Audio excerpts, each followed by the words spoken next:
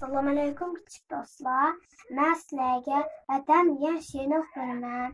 Abdurrahim Müyəssər Xandan.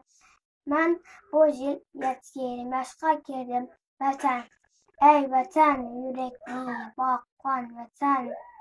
Ey vətən, tumuda akkan vətən. Hər gecə ay bulub asminimda. Hər səhər tam biləm akkan vətən.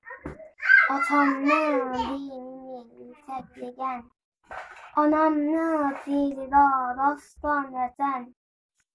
Bahardək hərbəsini çiçekleyen, kışı yaz bağları bostan vətən.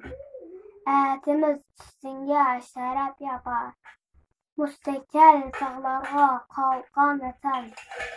İzimiz şənani sorab tapar, canları alqanğa alğan vətən.